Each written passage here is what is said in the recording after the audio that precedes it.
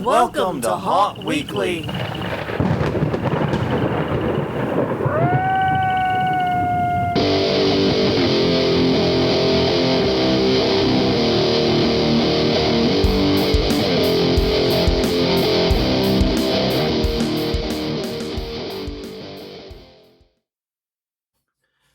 Hello, everyone. I'm Jonathan. I'm Crystal. And this is Haunt Weekly, a weekly podcast for the haunted attraction haunt entertainment community. Whether you're an actor, owner, or just plain aficionado, we aim to be a podcast for you.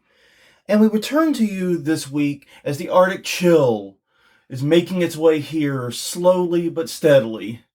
Hasn't fully reached us yet. It's supposed to get here like in another 24 hours or so.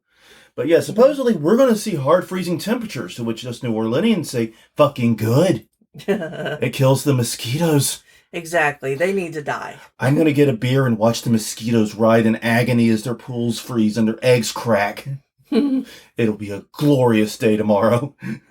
Yeah. But on that note, everyone, this is episode 424, an episode divisible by 4. That means it is time to do the news. And, you know, it's actually been a fairly quiet news cycle. We have some depressing stuff. Yeah. Some uplifting stuff. But basically, it's actually been a fairly quiet news cycle. And honestly, in January, that's probably a good thing. Yeah, but it's also a little bit weird. Yeah. Because usually we still have some stories to catch up on and stuff. It's just not happening this year. Yeah, I you know what? Because I'm remembering, like, the last time we had no trouble coming up with news stories in January was called the pandemic. Yeah. So maybe we should count our blessings that we had a little bit of a struggle bus here. Yeah. We're on the struggle bus for a little while here. But please, if you don't want to hear the news, that's fine. I understand. We have plenty more episodes. Go check us out at HauntWeekly.com, HauntWeekly on Twitter, HauntWeekly on Facebook, YouTube.com/HauntWeekly is the YouTube channel. We're at iTunes, Google Play, Stitcher, Spotify, Podbean, Podplayer, wherever you get your podcasts from. I don't handle that. But yeah, lots going on, and including a housekeeping update that I'm actually very surprised we get to give. Yeah, and we actually had 2 little housekeeping notes. Okay. But we'll do the one in the notes first. They're both there. Oh. You're not used to me putting in the housekeeping I did. I just put it in where the housekeeping note was. It doesn't matter. Anyway, but we'll do it this in this is order. the big one. Yeah, this is the wild one to me. This is the one I'm going to be hung up on for a while now. You might remember back in December we did an episode about the song "I Hate Christmas." We interviewed the musician George Patience. Mm-hmm. This was our one episode per season where we take a divergence. Yeah. And go off the rails a bit. And it was wonderful. Honestly, we learned so much about the history of this song. And a lot of my questions were answered. A lot were not answered. Mm-hmm. But the episode ended on something of a plea, I guess, a request. Because George recorded all this stuff in the 80s. Yeah. And he apparently recorded not just I Hate Christmas, even though that's the only thing that is around now. And around and easy to find now. Yeah. I should say. But he had other music and he wanted some help tracking it down, including some of his old vinyl pressings. Mm-hmm. We may have actually found someone. Yeah. Craziest thing. This is wild. I mean, we're a small podcast. We're a very small podcast. And when he put out the call, I'm like, okay, we'll contact some people we know that are in media archiving. We actually have people in there. And at least one of them is still checking into it. I know that. So there's still angles to play there. But I got an email yesterday, as we were recording this on Monday, I got an email yesterday from a random archivist who was wondering about the record, did a search for the name, found our interview. Yeah. And he's using us to get in contact with George. So I'm hoping those two meet up and connect and they're able to help each other out. Because he had a lot of questions about the film. About the song, rather. He's trying to archive it and put it in the database. Exactly. And give credit where credit's due for the different instruments and things that are in it. Yeah, he's doing awesome work. And we don't know all that stuff. So as I said, we directed him to George. Yeah. But he has the vinyl record. He has the 7-inch vinyl. Yeah. That's nuts. Yeah, for him to just randomly have it and been curious about it in the past, month and a half. Yeah, and why is he contacting in mid-January? Yeah. It's like, it's a little early for Christmas. Yeah. Even even for the people that really love Christmas, it's way early. But no, it's so cool. I'm so happy. I hope those two connect. I hope that they are able to help each other out, and that George is able to get access to some more of his music, because it sounds like this might be the guy to talk to. Yeah. So honestly, I'm very, very excited about that. When we started, when I first I Hate Christmas, and I realized how little was known about George or the song, I assumed it was just going to be an eternal mystery for me. Yeah. That I was never going to make any progress on this. Right. And then next thing I know, a year later, we're interviewing him over the phone for the podcast, and now this. Yeah. It's just nuts. I cannot believe that two dingbats who have an anti-Christmas playlist managed to actually solve these mysteries somewhat. Or possibly connect people with, long lost materials that they created. It's crazy. Yeah. This is absolutely nuts. I'm really happy about it, and I hope that it goes well for them. The next item on housekeeping, since we'll skip and come back, since I fucked up. As you put it in the show notes, we reached a landmark that I didn't think is possible. Yeah. We're now a landmark. Exactly. So randomly online in a neighborhood chat, they were talking about a fire somewhere in the neighborhood, and somebody said, it seems like it's close to Bernie Baxter. Yeah, and I would have just said the street name personally, but they didn't know that. They just knew us. They knew us, and yeah, we assured them it was not a fire dust. In fact, oddly enough, even though I knew the incident they were talking about, because we had a power flicker, yeah, and we did hear sirens, we didn't even smell the smoke from whatever it was. No, the wind must have been blowing the other way. Yeah, but whatever it was not near us or that close to us. But no, it's just a random post in the neighborhood. One of the neighborhood Facebook groups. Yeah, I thought it was somewhere near Bernie Baxter, just throwing it out casually. Yeah. Yeah. Like everybody knew it, and I guess they probably do. Yeah. So eventually we'll be one of those ain't there no more stories. Yeah. I mean, everyone does become one of those stories. I know. But yeah, wow, that was crazy. It is. So yeah, George Patience has been connected.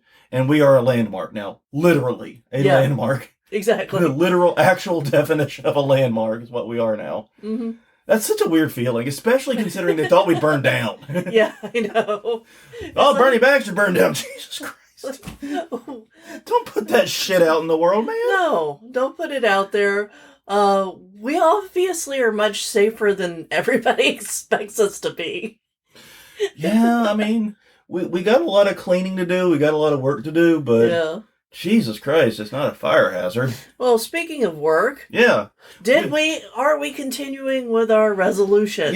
We actually did a really good job this time around. I'm very proud of it, even though it was genuinely just an hour. Yeah, it was a difficult hour, and it was an hour that we had put off and kicked that can down the road multiple years. Yeah, because the wall that we were worried about that's been in between other walls and it's a weird setup. It's like a T setup. Yeah.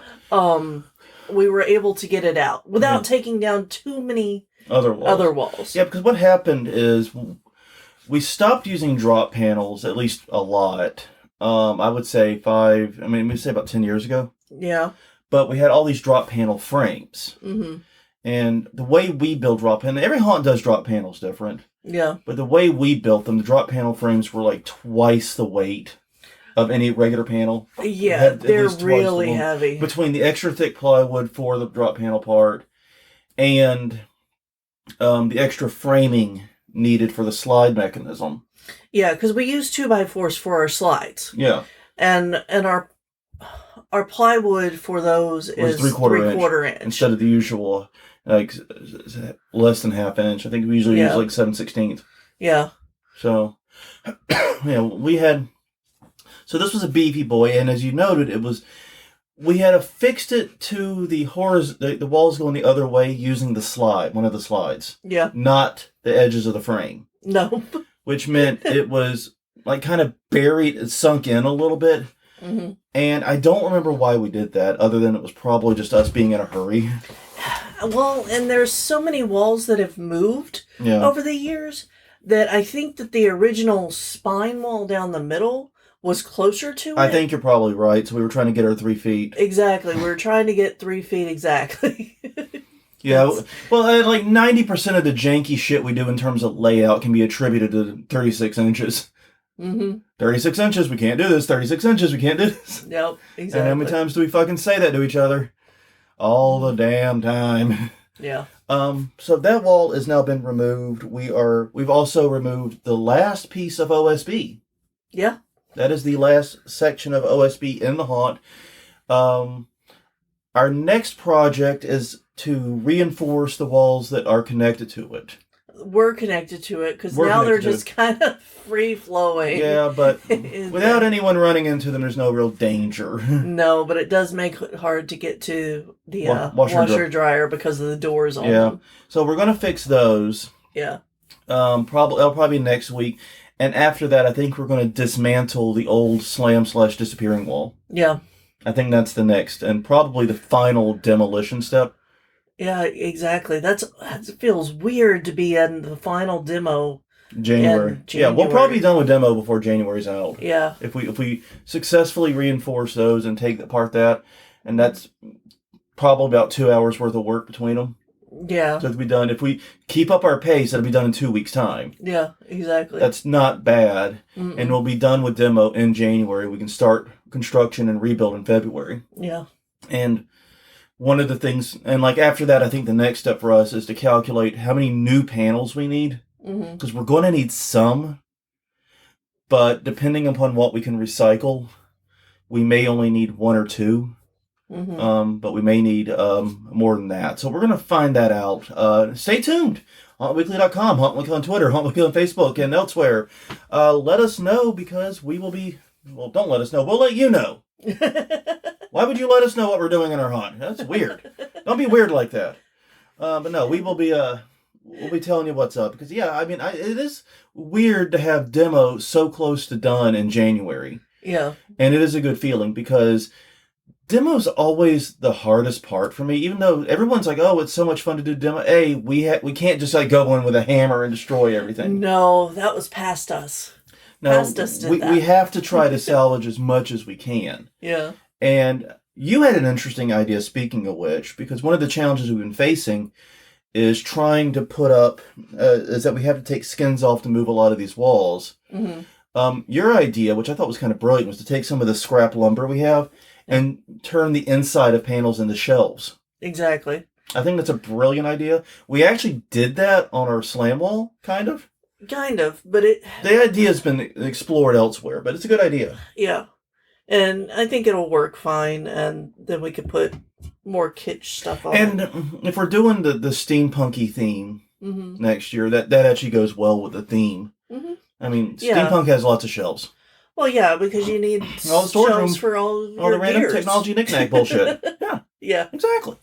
It makes perfect sense to me. Yeah, but it also adds the bonus of being able to have more points of contact for stuff to hang on the panel side. Yeah. You know. Yeah. So that's going to be nice. That's going to be nice. I think that's a good strategy.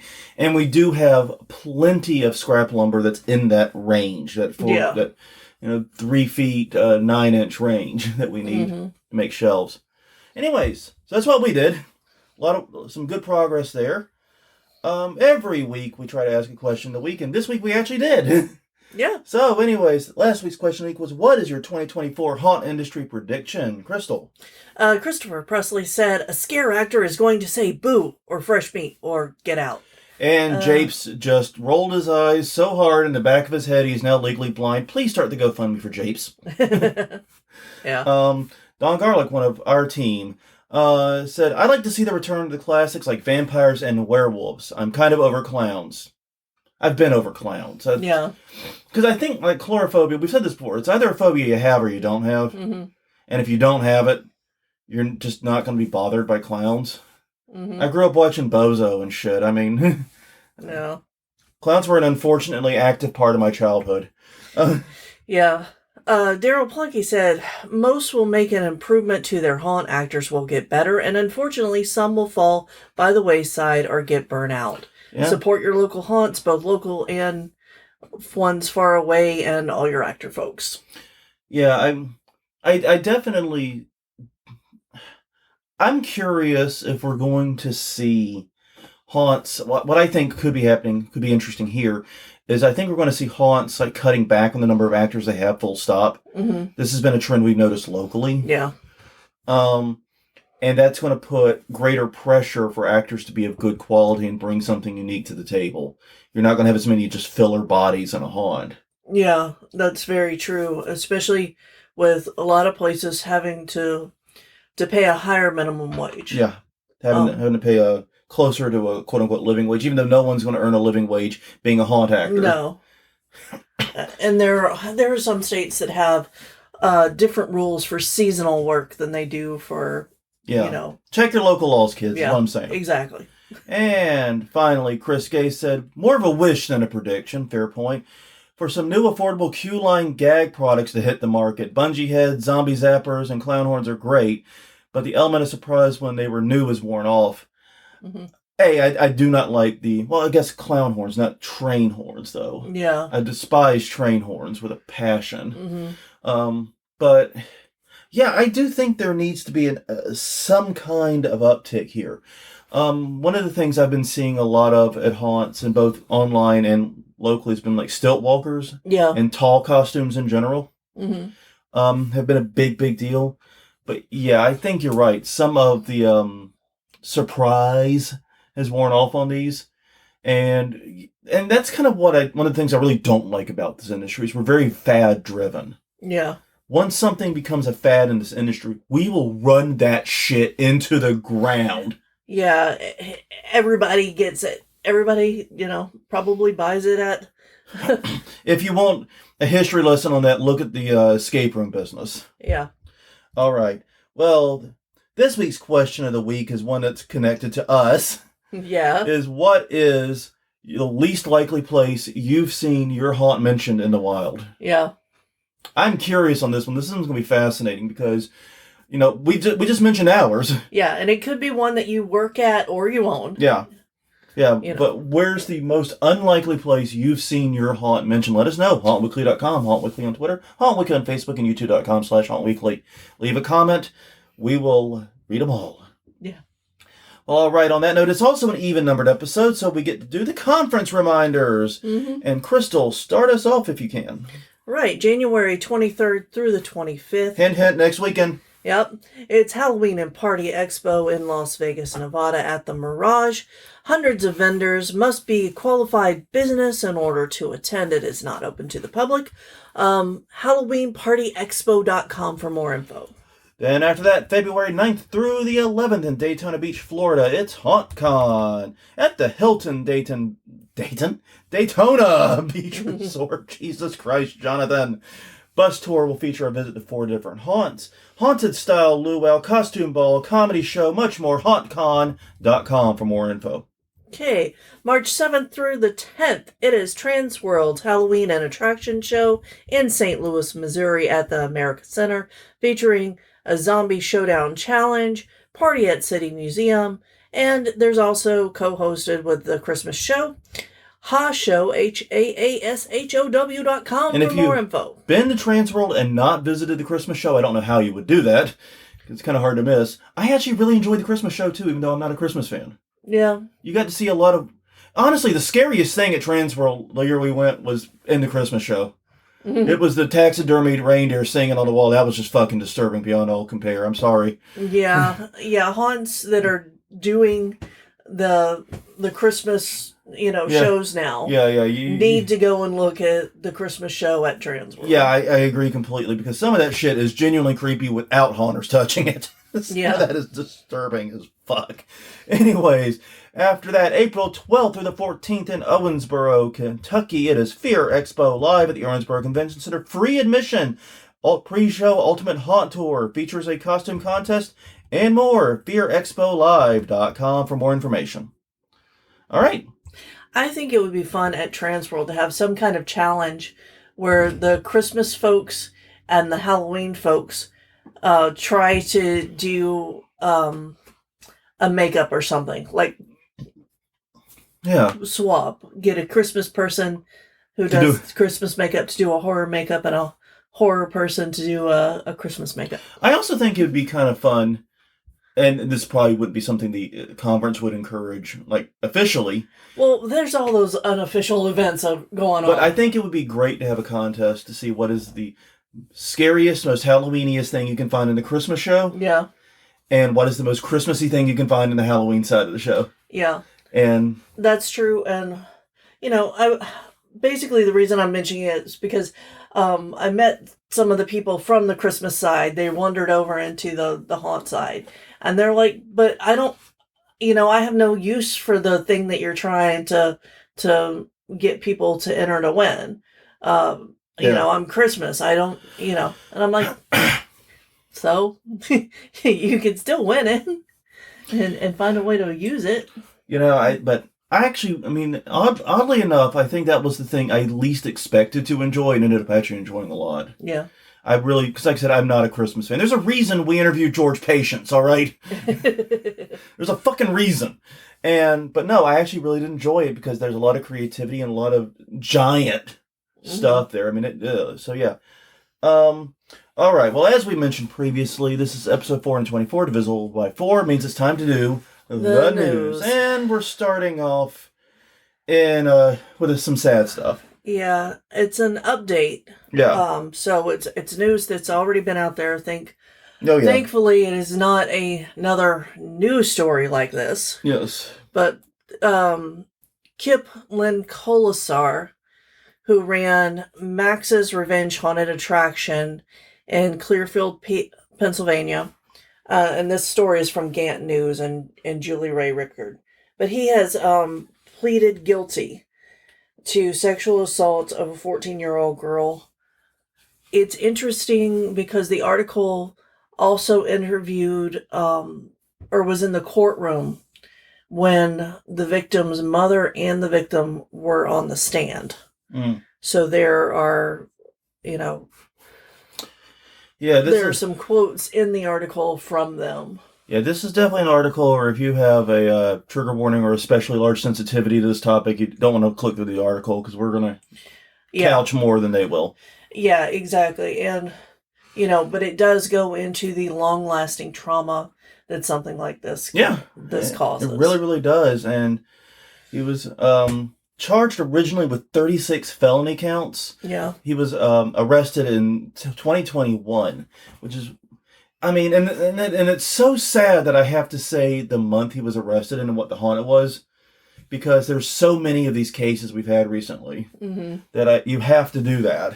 Yeah. Now, according to testimony and according to this article, most of the incidents happened in a vehicle, but some did happen at the haunted house. Yeah, they happened at the haunted house. He was high up in the manager role there. In fact, the opening of it shows how there's an article from when it first opened that shows him being on the ground level, helping build it. And it's not clear if he's the owner or involved with ownership, but he was definitely one of the higher ups, one of the managers of this haunt. Exactly. Also supplied alcohol to underage actors, which that's one of the things when in talking about this, like Maddie Monster and everything else, that's like one of the warning signs. Yeah.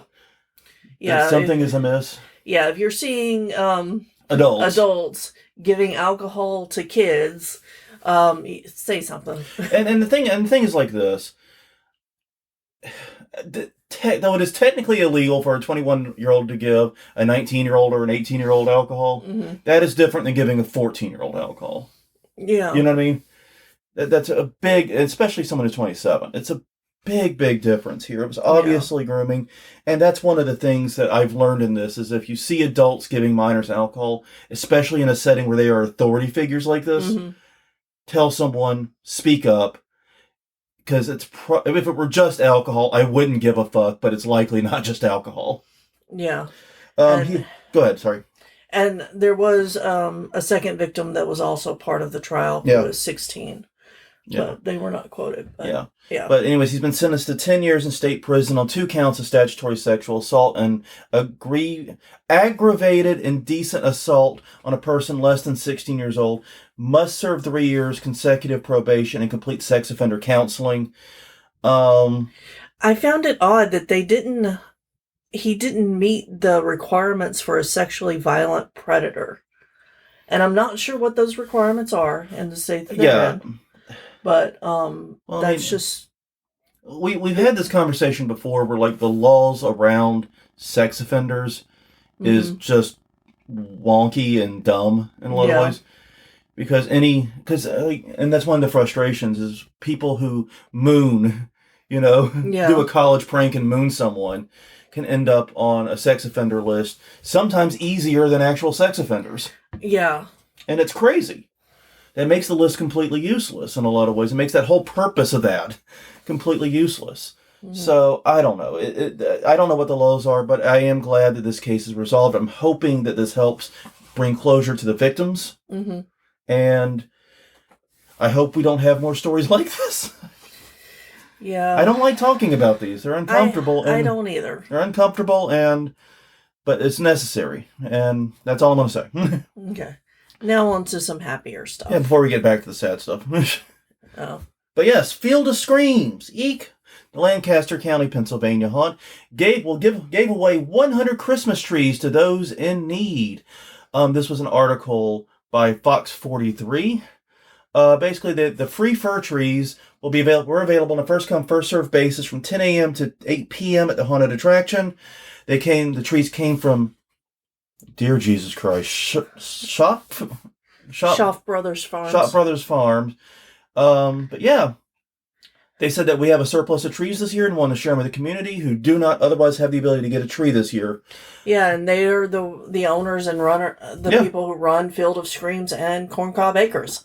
So, you know what? They're like, this is a good way to get your haunt mentioned year round. And we're going to be coming back to this topic in just a few minutes. Yeah. Put a pin in this. Yeah. Foreshadowing lever is being yanked on really hard here. We should have little bells or something for that. Foreshadow bell! Yeah. So, yes. But yeah, no, that's just a great thing to do and a great use of your great business synergy between the various properties. My dad's an MBA, can't you tell? Oh my gosh. Yeah, that's actually true. He does have an MBA. Yeah. That's actually true. I know. All they right. don't. Next up. Big scares generate big bucks for Tri-Cities Food Bank. The Tri-States area. Oh, exactly. This is in Tri-City News and articles by Mario Bartel. So in British Columbia, Canada, a home haunt. A home haunt. Yes. Put a pin in that for a second. I'm coming back to that. Anmore Manor. Yeah, I think that's how you say it. Raised $18,000 for the local food bank and donated 158 pounds of food as well on top of the money. And there were also socks and other odds and ends that were donated too. Yeah. Though they didn't give a count on that. That was just the numbers they had. Yeah. But yeah, this is a home haunt, which I started feverishly looking up about 2 a.m. last night because I got very, very intrigued by these guys. Because we don't talk enough about Canadian haunts. Yeah, they're harder to find. Yeah. For us. Yeah, they're harder to find for us. We don't run into news stories involving Canadian haunts very much. I'm always, whenever I hear one, it's like, oh, I got to learn everything. Yeah. But yeah, this is a home haunt in a suburbanish neighborhood. They basically used their entire house for it. So basically, if you do the walkthrough, you're going to go through the living room, dining room. And like, I couldn't do that. Fuck that shit. You're not coming to my house. You'll come into my garage. Yeah. But they use the garage too. I mean, yeah. So they use everything. And basically, they're so popular that they have people park at a nearby school and walk about half a mile to get to the haunt. It's what they do. Yeah. Because I looked at the Google Street View of the neighborhood. There's not much parking there at all. Like, we have more parking than they do, probably. Yeah. Which is bad because we have none. Yeah, I wonder if the school is like doing fundraisers for one of their groups or something for parking. If they are not, that is fucking... I would totally have someone out there doing something in that parking lot. Yeah. But apparently this is a huge, huge thing, and I think it's completely awesome. It's based loosely on the island of Dr. Moreau. But I think the key word there is loosely. Yeah. But yeah, they also said they get a lot of their props from the movie industry through estate sales. And Vancouver actually they're near Vancouver, is actually a major place for the film industry, so that tracks. That's their equivalent of Hollywood, basically, in Vancouver. So that tracks. All in all, great work. I was very surprised. Now, technically, the donation happened 2 months ago, but for some reason, Tri-City News published this article on the 29th of December. Oh. So that's why it's in this month, even though the donation's actually old. But still, I couldn't pass up an opportunity to A, talk about a Canadian haunt, and B, talk about this Canadian haunt. Yeah. A home haunt. Yeah. This is wild. I mean, great job, guys. I'm going to have to learn even more now. Mm-hmm. All right. Now the sad stuff. Yeah. Hammond, the city of Hammond in Indiana. Hammond, Indiana. Yeah, sorry. Not Hammond, Louisiana. No, I know. It tripped me up for a while trying to figure out. Because we have a Hammond literally just on the other side of the lake here. It's why it's confusing. And I'm like, how did I And this sounds very Hammondish. Yeah. So the town has moved to replace Reaper's Realm Haunted House and historic Indiana Botanic Gardens mansion with new riverfront development. This story is by Joseph F. Pete at NWI Times. It's first brought to our attention by Japes. Thank you for sharing that with us and sending it in. If you have a story, reach us at all the places. Yeah, I've done it too many times now. Keep moving. Eminent domain is what they're using to get the 15 acres of riverfront property that Reaper Realm has operated for more than 20 years. The mayor has said that the property is underutilized because it's only used as a fireworks store at the 4th of July and the haunted house. So, they're going to try to bring in things that are year-round businesses, such as sit-down hotels. Sit-down restaurants, offices, hotels, and a convention center. Yeah. They've done a similar project that was hugely successful, and they want to replicate that here. So this should be a warning sign. Yeah. This was that foreshadowing we were talking about. Because if this mayor is able to take charge of a haunt that has been in operation for 20 years because they're only open during season, that's worrisome. Yeah. Even if it makes sense for the local economy, it's still worrisome that's the sticking point. Yeah, and to be 100% clear, we're not casting any blame on Reaper's Realm. There's no indication they did anything wrong. They seem to be well loved in the community. There was mentions of community support for them. I don't think they did anything wrong. It just sounds like this is an aggressive mayor. But one of the claims they're making, one of the clubs they're wielding against this is, like you said, that it's only open for 2 events, a fireworks store and this. And so one of the things we've been pushing for is trying to find ways to make use of haunted attractions year-round. And the reason originally was because you're paying year-round rent, you might as well be making some year-round revenue. Exactly. But now we have a new reason to call for that, one we didn't honestly think of until the story, which is that it could be a weapon against you if the city decides to eminent domain your ass. Exactly. And this is the second eminent domain case we've talked about in the past 12 months. Yeah, the first one we talked about, it seemed like they largely repelled it at the time. They went to a vote. Yeah, it went to a vote and they got it, it's on hold. Yeah, it's on like an indefinite hold now. So it's still could happen, but... Yeah, but in this case, the city has foregone the public time and has just filed for a lawsuit for eminent domain. They skipped the things that the other one had a chance to do. Well, it may also be a difference in the city charters and how they handle these things. Yeah, but they anyway, it's just go ahead. Yeah, no, it's just like you said. The main point is apparently if your haunt is in a prime location as far as the city's concerned. Maybe it's in a historic part of town. Maybe it's on a riverfront like here. Yeah. Or maybe it's on a major corridor or something. And the city, town, county, parish, whatever, feels it's being underutilized by just being a haunted house or just being a haunted house plus fireworks stand. Mm-hmm. Watch out. Yeah. Because at some point you might become too tempting of a target for this. Yeah. And actually when this was shared with us, I got it confused for the other one because that one was also on a riverfront. Yeah. Where they were trying to beautify the area. And they were trying to do some beautification and then and build a new bridge. Yeah. It was a bridge and park thing they were trying to do. And yeah. So, like, if your haunt is in, like, a warehouse district or something, you probably have less to worry about from here. Yeah. Because, honestly, the city government doesn't care about those anyway. Trust me. No. Do you think the city gives a shit about the warehouse district of New Orleans other than the what would you call it, the hipster shit that's opened up out there now? Mm-hmm. But no, it's so watch out. Basically, this is a great opportunity, great reminder that year-round revenue is incredibly important. Yeah. Well, another sad story. This is an update on the Mystery Manor in Omaha, Nebraska. This is an article by Omaha.com, by the way. We talked previously about how it had its last season. Right. Last year. Yeah, in September we talked about that. Yeah, they closed. Did they open last year? I don't think they did. I think they did. I think that it was the last season for them.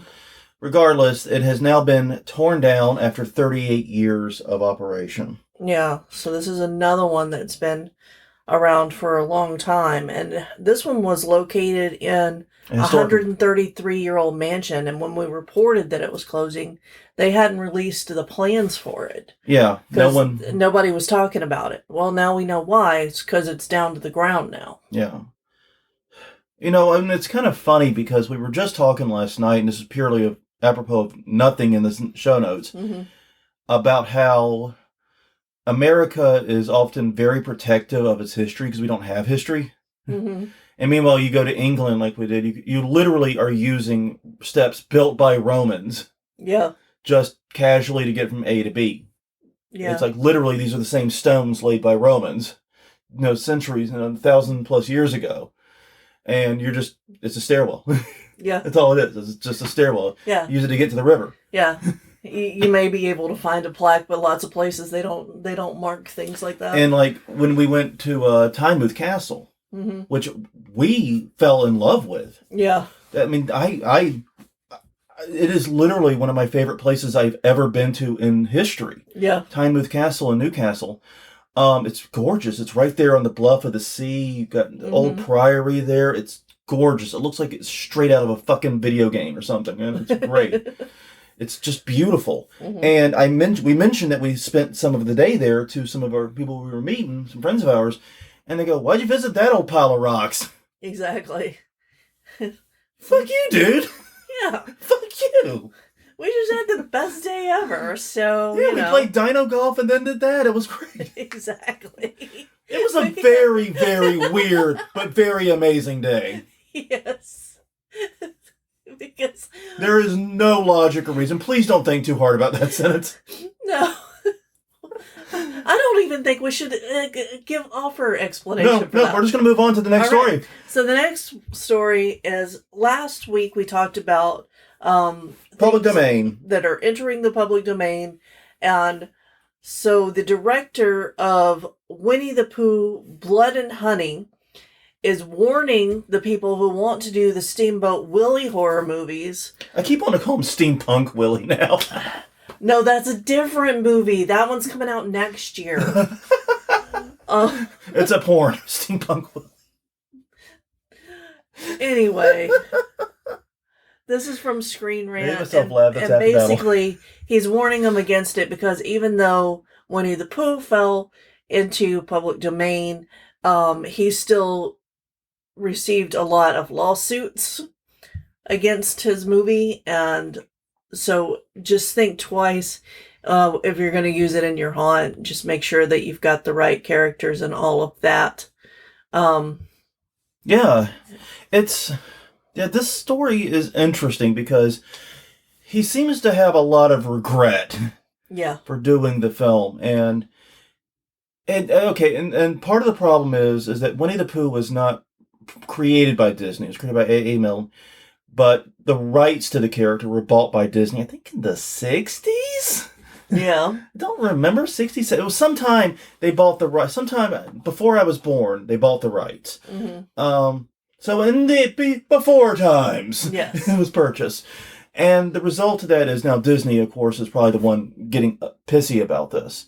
And yeah, I mean, because these issues are still complicated. Yes, the original book was in the public domain, but that doesn't mean everything about the character is. Copyright is really complicated, and it's especially complicated here because these characters are also trademarks. Mm-hmm. Yeah. And so, he's sitting here waving the red flag to these other filmmakers, and there are a lot. Now, apparently, according to this article and others I've seen, there is like 4 or 5 different films planned like this, and at least one video game. And we know about the video game, but apparently there's like so many things about this. So it's like, okay, you survived this legal gauntlet, and you're what? One of 5 films to drop that year that... Yeah. What the fuck? Why would you do that? Yeah, I think it would be... I don't know. I think that there could be more creative takes on this. Absolutely. Than just, we're going to make it horror. Well, and that's the thing that's kind of annoyed me about all this. Is because everyone, and this is Jonathan on a rant here mode. Yeah. Is when I talk about public domain stuff, I generally am in favor of the public domain. Yes. But there are people out there who want things to fall in the public domain much, much, much, much, much more quickly. And I'm not saying the time frame we have now is ideal, but there are people out there that are pushing for an incredibly short copyright time, not enough time to even really exploit the work. But anyways, everyone's like, well, that's because when something's released in the public domain, we can all do creative things with it. We can build on it in great new ways. And then Steamboat Willie's the public domain, and we get 5 fucking parody horror movies and a parody horror video game. Yeah, smacks of fucking creativity, y'all. Yeah. Just saying. It seems like the only creative idea they have for Steamboat Willie is Steamboat Willie's in the public domain now. Pretty much, There's a variation of that, and that is not the fucking point, people. Come on. All right. Rant off. All right, so this is an article by Mark Schaefer at Ironton, Ohio. I love the headline. Mm-hmm. It grew into a monster! But basically, this is... 18-year-old Tyler Pippin started a brick-and-mortar store called the Backfire Boutique in Ironton to sell wares to haunted houses and prosumers. And they do animatronics, costumes, baby dolls, masks. They seem to do a lot of different things. Mm-hmm. And according to him, he started acting in haunts at age 8. Sorry. Yep. You're right, that's she. Sorry. But when they moved to Florida, they had to wait until she was 13 to continue. But then by 16, she was a show manager, assistant show manager at a haunted house. That's pretty incredible, in Florida, no less. Yeah. Florida is not want for haunted houses. No. They're not hurt for choices, but they're also not hurt for actors either. Yeah. And so, basically, go ahead. Within a few years after that, she became trail manager and started building props with her dad. And was like, hey, if we need these props, other haunts might need them too. And that's, if you're going to start a new haunted attraction facing prop / costume / mask business, this is, I think, the way to do it. Yeah. Start by being a haunter. Start by seeing what needs are not being met. Yeah. And then fulfill those needs specifically. Exactly. So I think that is pretty brilliant stuff. Unfortunately, they do not seem to have a website. Crystal is searching for it. I'm looking at her computer because we're side by side. Yeah. But anyway, no, it's such an interesting story. Wish them luck. Yeah. Yeah, I mean, and I know some people are going to go, oh, we already have such a glut of prop makers and all that. I don't know. Well, we were just hearing a cry for new things. Yeah. From Chris Gay in the question of the week. Yeah, it's a good point. Well, and the other thing is, like, I think we have a glut of, like, top end props, like really high end props and masks, like the CFX mask and all those, and we have a glut of low end consumer grade stuff. Yeah. What we're missing, I think, is a lot of the mid tier. Yeah, exactly. I think that's where someone like this could really step in and mix things up a little bit. But just a neat story. Yeah. All right. Okay. You want me to take this one? Yes, go ahead. I read it.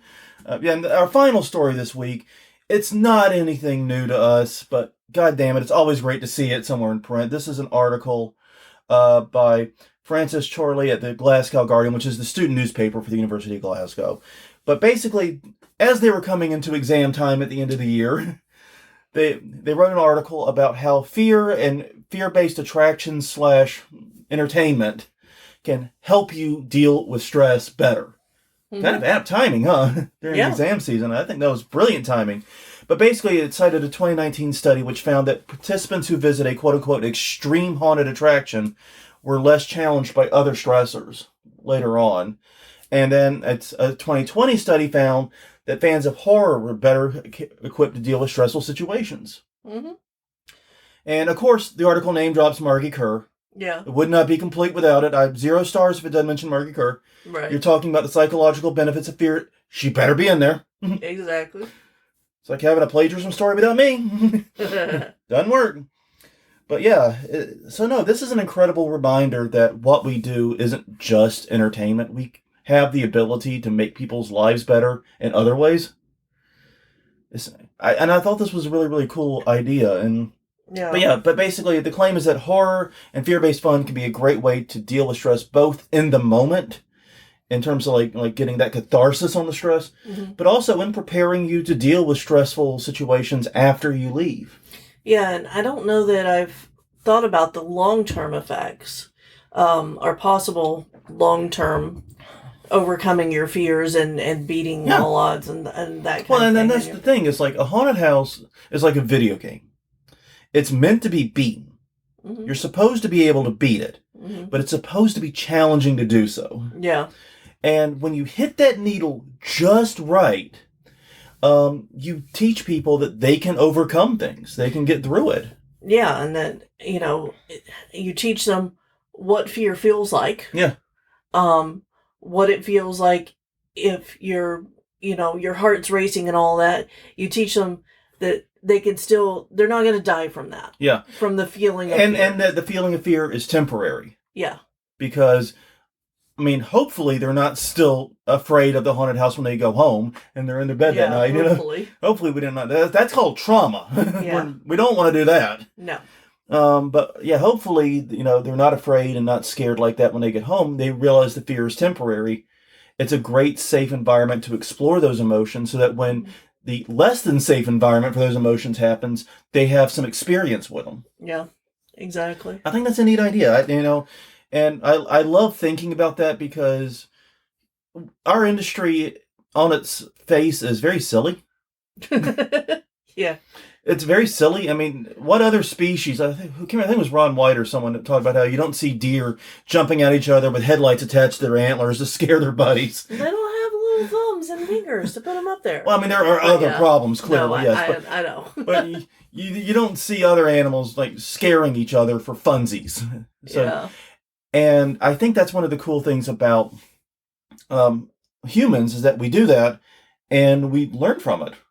Yeah. Well, and there's also been,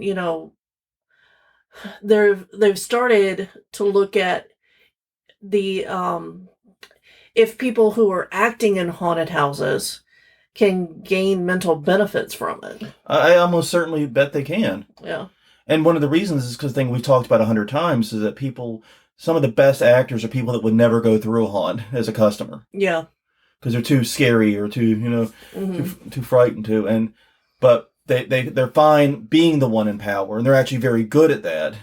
Yeah, well, and it also, if you've been a victim, or bullied, it gives you the power. Yeah, and it lets you see how easy it is for the power dynamic to be flipped. Yeah. So no, I do think there's some long-term benefits to being a haunted actor too, definitely. But I do love that we're finding very serious, very real-world benefits to our very silly industry. Yes. I like that very much. I think that's the main point. Exactly. Well, on that note, everyone, thank you very much for joining us this week. Hope this was useful. Hope you learned something. But this has been Haunt Weekly, episode 424. Doing the December-January news. You can check out more Haunt Weekly at hauntweekly.com, Haunt Weekly on Twitter, Haunt Weekly on Facebook, youtube.com/Haunt Weekly is the YouTube channel. Check us out wherever you get your podcasts from.